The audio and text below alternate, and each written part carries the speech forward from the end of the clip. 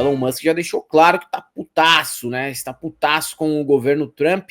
Temos aqui a Silvia Cobelo presenteando com 5 assinaturas, antes que essas assinaturas sejam taxadas também. Goleadores Futebol Society, dá-lhe deputada Erundina, que vergonha pros hipócritas. Túlio Serquise, salve galãs, professor José Cobori. Passou o recibo de audiência do canal e meteu um Trump doidinho de bairro no vídeo dele hoje. Muito bom. Interessante aí que a nossa palavra chegue em mais pessoas. Maduca, novo membro. Obrigado, Maduca. E a gente pode começar falando justamente sobre isso, né, Calejão? Notícia de última hora aí, que é o Trump aumentando a taxação sobre a China. Trump eleva para 125% a tarifa contra a China e anuncia redução nas taxas a outros países. Em publicação na Truth Social, o republicano afirmou que a decisão foi tomada com base na falta de respeito que a China demonstrou aos mercados mundiais. Outros países atingidos pelo tarifaço terão tarifa de 10%, mas só por 90 dias, depois ele vai repensar. O presidente dos Estados Unidos, Donald Trump, afirmou na tarde desta quarta-feira que irá aumentar para 125%, já tinha aumentado para 104% a tarifa sobre a importação de produtos chineses. A medida tem efeito imediato. Com base na falta de respeito, engraçado isso, né? Falta de respeito, o cara cobrando respeito de um país, sendo que diplomaticamente ele não tem respeito nenhum pela China, né, Calejão? Joe, é a definição mais gráfica de sociopata. É por isso que a gente fala esse tipo de coisa. E não é uma hipérbole, não é uma... Entendeu? É um sociopata, cara. O Trump, o que ele está fazendo aí é repassando o custo do tamanho do ego dele. É isso que está em jogo aí. Existem duas agendas. Uma seria a agenda do interesse estadunidense, de fazer a manutenção de um império decadente, que já está ali nos estertores do seu poder. Isso aí é uma coisa. Né? Mas não é nem isso que está em jogo, cara. Para mim, como eu vejo, o Trump tem uma agenda própria, que ele sempre quis estabelecer a marca dele. Você vê que ele coloca Trump em tudo. No avião, Trump Tower, assim, cara... É a coisa mais patética do mundo. Então ele sempre quis esse tipo de coisa. E ele quer ser percebido como o maior presidente da história dos Estados Unidos, um cara que é capaz de conduzir as maiores negociações do mundo, um cara que não é impiedoso, esse tipo de coisa. E para isso, Helder, ele vai jogar o próprio Estados Unidos embaixo do busão, se for o caso. Esse cara não tá nem aí não, mano. Ele não tá nem aí se ele vai ter que arrebentar as camadas mais empobrecidas, a classe média estadunidense. Para ele, foda-se, entendeu? Ele faz o que ele faz e ele vai jogar golfe, irmão. Literalmente, não é uma figura de linguagem. E olha que doido para te passar a palavra, mano.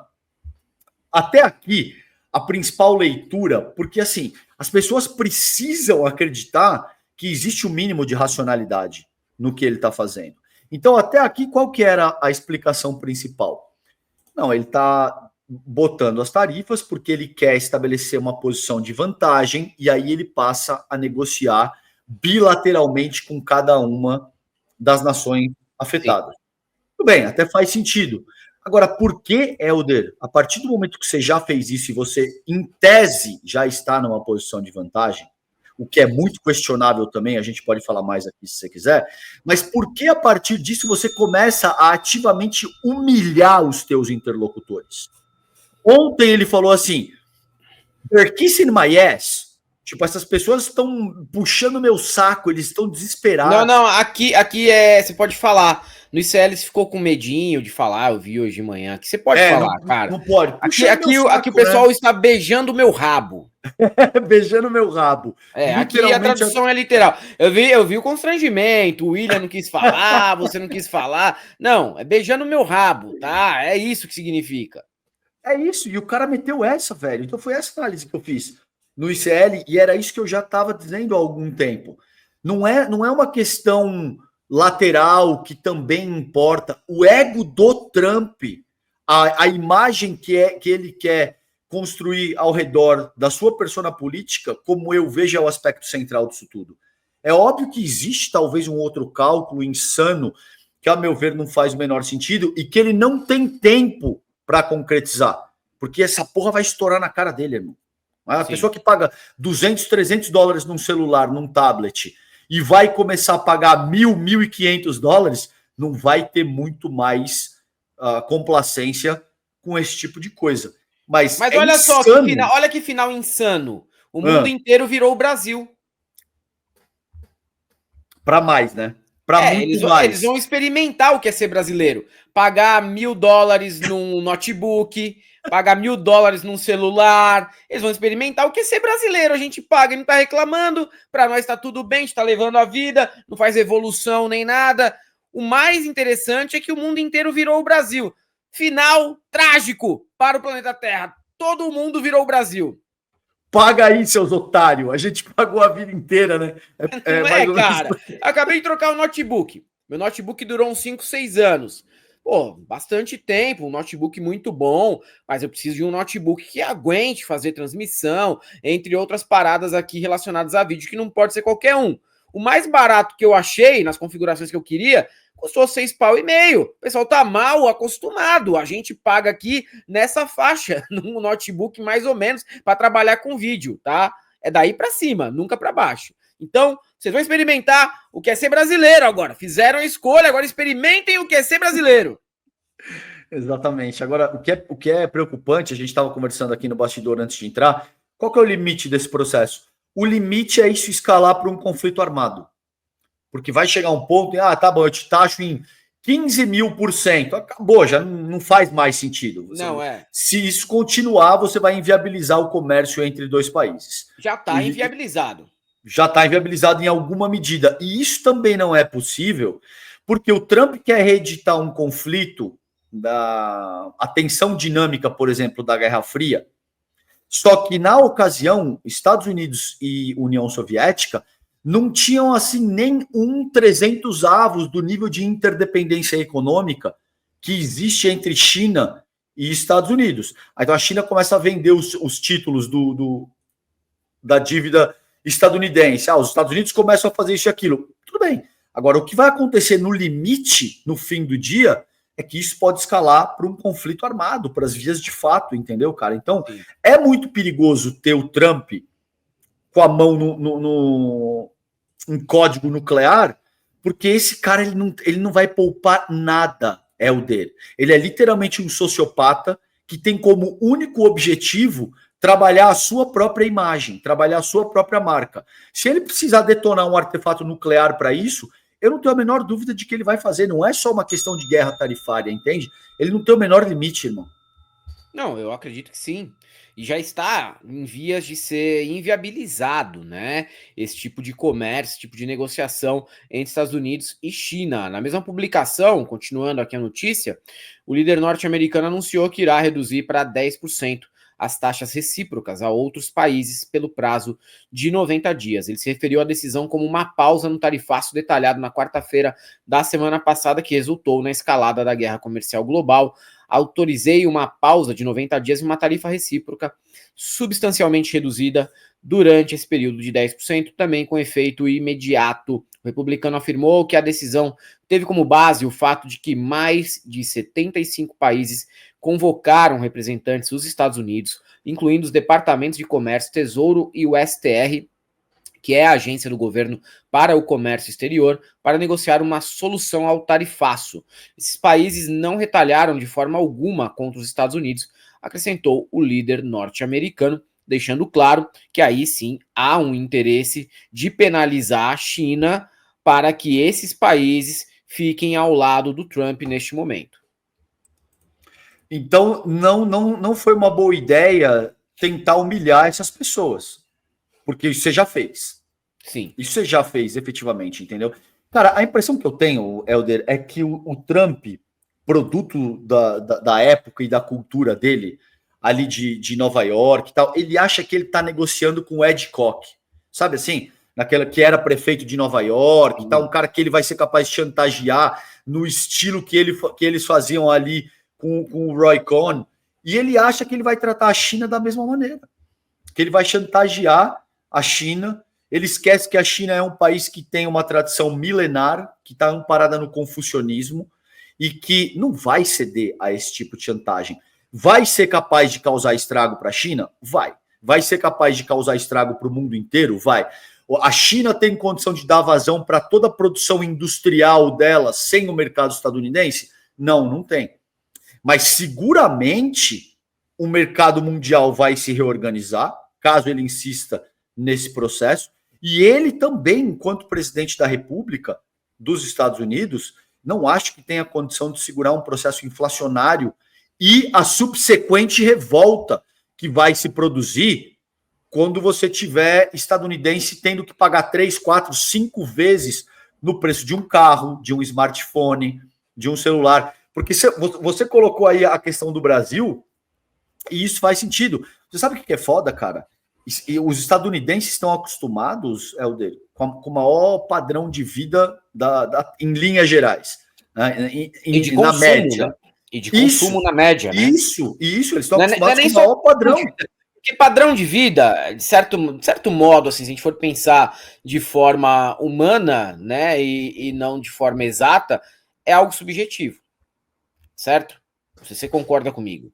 Total. Acho que um padrão de vida que você tenha em outros países pode ser melhor que o norte-americano, estadunidense. No entanto, não existe país no mundo que tenha maior taxa de consumo que os Estados Unidos. Acesso a bens de consumo como eles, ninguém tem. Se o padrão de vida é o ideal para você, para mim, para o Calejon, isso é discutível. Para mim, não é. Tem países que me ofereceria padrões de vida melhores, mas que o nível de consumo que eles estão acostumados deve cair, pelo menos imediatamente, isso é claro. E é claro que também isso dá um impacto no estilo de vida das pessoas. Isso você pode pegar, por exemplo, sem dúvida, é isso que você está colocando. Existem outros países que têm um nível de padrão de vida superior. Vamos colocar a Suécia, mas a Suécia tem 10 milhões de pessoas. A Finlândia, sim, a Finlândia tem 5, a Noruega tem 5, entende? Finlândia é um grande iglu com banda de black metal, né? Diferente. Isso, é outra coisa. Os Estados Unidos devem ter hoje 350 milhões de pessoas, algo por aí, entende? Então, é por isso que eu te digo, em linhas gerais e considerando uma população de centenas de milhões de pessoas. E, cara, você vê, ali... Todo lugar que você vai nos Estados Unidos é tudo carro gigante, é tudo litro de leite gigante, é tudo pacote gigante. Então, eles estão acostumados com um nível de fartura e de consumo, que é isso que você colocou, vai ser muito complicado. A hora que esse negócio bater na bunda, e vai bater na bunda, o Heldio, agora, no curtíssimo prazo, no fim de semana. Eu estava conversando com o André Roncalha, o vídeo, inclusive, a entrevista está lá no meu canal, e ele falou, cara, é um negócio para ontem, irmão. É um negócio que, assim, as pessoas vão começar a ver, Helder, desodorante que custava 2, 3 dólares, passando para 12, 15 dólares. Eu já assisti vídeos de pessoas falando que o reajuste já ocorreu. Em algumas áreas já ocorreu, principalmente alimentação, fast food, já teve aumento, já teve reajuste imediato, assim. Eles pagavam, sei lá, 3 dólares no Lindt, chocolate. Agora pagam 4,50 no Lindt. Ainda é um aumento discreto, mas que vai pesar nas compras do fim do mês, claro que vai. Ainda mais com pessoas que estão acostumadas a consumir dessa maneira, né? Exato, e aí tem estudos, o Robert Hayek apresentou a gente viu hoje outro no N1. Eu, sinceramente, para quem tá perguntando que estilo de vida, só fazendo um parênteses, que estilo de vida que eu prefiro, cara, eu prefiro o estilo de vida de ser classe média alta ou rico no Brasil. Tá? De verdade. Não tô sendo aqui hipócrita, nem falso nacionalista, falso patriota, não. Eu acho que ser classe média alta e rico no Brasil é melhor do que ser rico em qualquer lugar do mundo. Eu gosto de viver no Brasil. Eu acho que a gente tem boas oportunidades se tiver dinheiro para se viver bem aqui. É isso que eu digo. Por isso que também muita gente aí que tá cheia de grana aqui no Brasil prefere morar aqui do que morar na Europa. Respondendo aí a pergunta da galera. Até porque o Brasil é o principal país do rentismo no mundo, assim. Acho que poucos lugares na Terra são tão interessantes para quem tem dinheiro e pode deixar esse dinheiro investido. Pouquíssimos lugares. Agora, do que a gente estava falando antes mesmo? Tá falando, você citar alguém aí, cara. Eu te cortei. Você citar um estudo de alguém... Isso aí. O Robert Hayek, existem números que são divergentes. Tem gente que te diz, olha, se for até aqui, pode implicar um custo adicional de 1.200 dólares para a família média estadunidense, digamos assim, a classe média e as classes mais empobrecidas, mas tem estudos que dão conta que esse custo adicional pode chegar a $4.000, Helder. Para uma família que talvez tenha pouco mais de 6, 7 mil dólares. Vai basicamente dobrar o custo de vida. Você imagina o que você, o Jamil cara, tá falando hoje crianças... de manhã, Calejão. O Jamil tava falando Los Angeles, Nova York, Chicago, Portland, é tudo bonito, é tudo lindo, cara, é maravilhoso. Você dorme no asfalto lá e não acontece nada, tá mais limpo que tua casa. Só que os Estados Unidos não é só isso, mano. Os Estados Unidos tá cheio de interiores, cidades quebradas, cidades falidas, gente que depende de seguridade social, tem que ficar recortando o valezinho para fazer compra. Não é o que é representado nos filmes que vendem o American Life, né? E além disso, mesmo considerando esses lugares mais abastados, digamos assim, vamos trazer para a nossa realidade, cara. Você imagina você, né, com duas crianças, com a tua família, e você tem um determinado tipo de renda, só que atrelada a essa renda, você tem uma qualidade de vida também. Claro. Então, não quer dizer necessariamente que você vai passar fome, mas você imagina do dia para a noite, ó, acabou a pelada lá com os caras que você vai tomar cerveja, acabou viagem entendeu? Agora você só vai ter o que comer e babou o rolê. Não vai ter mais nada. Porra, como é que você acha que você vai se comportar com relação à administração que está promovendo esse processo? Exatamente. Isso é muito complicado pro cara, isso aí, cara. Exatamente. Quem tem uma renda apertada, isso vale para os Estados Unidos, vale para o Brasil, vale para qualquer canto do mundo, mano. Qualquer diferença que você tem, preço do mercado no fim do mês, vai te afetar. E se você paga 120 conto para jogar uma bola com os caras ali, às vezes você tem que abrir mão desses 120 conto. Porque não é só 120 conto, você toma uma cerveja, você come uma coxinha, você pede uma água, você paga estacionamento, tudo vai ficando mais caro, tudo vai te apertando. É evidente que isso daí vai gerar, sim, um impacto na população norte-americana, por mais rica que a população seja, por mais rica em comparação a nós que ela seja, tem muita gente pobre, tem muita gente vivendo em situações calamitosas nos Estados Unidos. Isso aí você não tem a menor dúvida.